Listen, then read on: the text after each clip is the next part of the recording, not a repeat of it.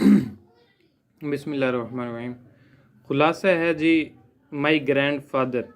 اس مضمون میں مصنف اپنی بچپن کی یادوں کو بیان کرتا ہے۔ اس نے اپنا بچپن اپنے نانا اور نانی کے گھر گزارا۔ اس کا نانا ایک بہت بڑے گھر میں رہتا تھا۔ اس کے قریب ایک ہی باغ تھا جس میں مصنف اپنے بچپن میں سرخ خچر کے ساتھ گھومتا رہتا تھا۔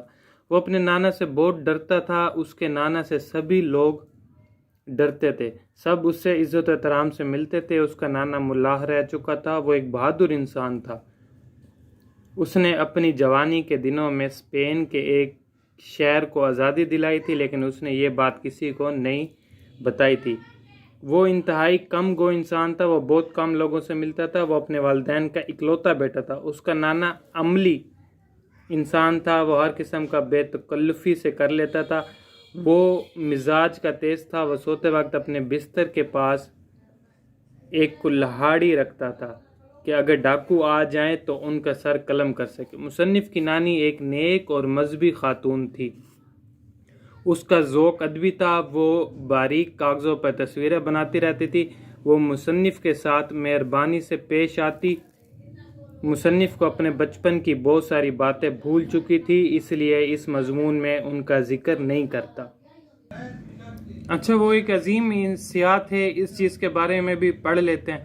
وہ ایک عظیم سیاح تھا، اس نے دنیا کے کئی حصوں کی سیر کی تھی۔ اس نے دنیا کے مختلف حصوں سے عجیب و غریب اشیاء اکٹھی کی تھی۔ اس کے طعام خانے میں ایک الماری تھی۔ اس الماری میں اس نے موتی،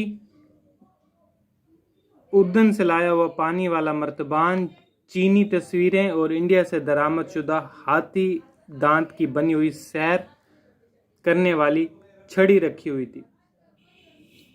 طاقتور انسان۔ وہ ایک مضبوط اور توانا انسان تھا۔ وہ پیشے کے لحاظ سے ملاح تھا۔ وہ کسی ایسے کام کا حکم نہیں دیتا تھا جسے وہ خود نہ کر سکتا ہو۔ وہ ایک دفعہ جہاز کے کپتان نے شکایت کی کہ پتوار میں کچھ خرابی پیدا ہو گئی۔ اس کے نانا نے جہاز کے عملے کو حکم دیا کہ وہ نیچے جائے اور نقص معلوم کرے، لیکن جہاز کے عملے نے انکار کر دیا تھا۔ اس انکار پر اس کے نانا نے جہاز کے عرصے سے سمندر میں چھلانگ لگائی۔ جب وہ پانی سے باہر نکلا، اس کی جلد پھٹی ہوئی تھی، لیکن اسے پتوار میں پیدا شدہ نقص کا پتہ چل چکا تھا۔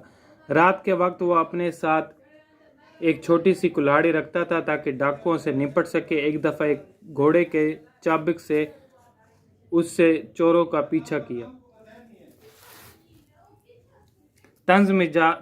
تند مزاج انسان۔ وہ تند و تیز مزاج والا انسان تھا۔ وہ ڈاکوؤں کو مارنے کے لیے بستر کے قریب ایک کلاڑا رکھتا تھا۔ وہ اس بات پر یقین رکھتا تھا کہ ڈاکوؤں کو اس وقت ختم کر دینا چاہیے اور مقدمے کو عدالت میں نہیں لے جانا چاہیے۔ وہ اپنے والدین کا اکلوتا بیٹا تھا۔ اس نے اپنا بچپن تنہائی میں گزارا تھا، اس لیے وہ ایک غسیلا اور تیز و تند مزاج والا انسان بن گیا۔ اس کے چند ایک دوست تھے۔ وہ اپنے ملازموں کے درمیان بہت ہر دل عزیز تھا۔ انجیل مقدس اور فالکن شپ اس کی ہر دل عزیز کتابیں تھی۔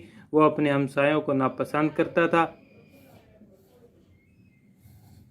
کیونکہ وہ ایک مغرور انسان تھا۔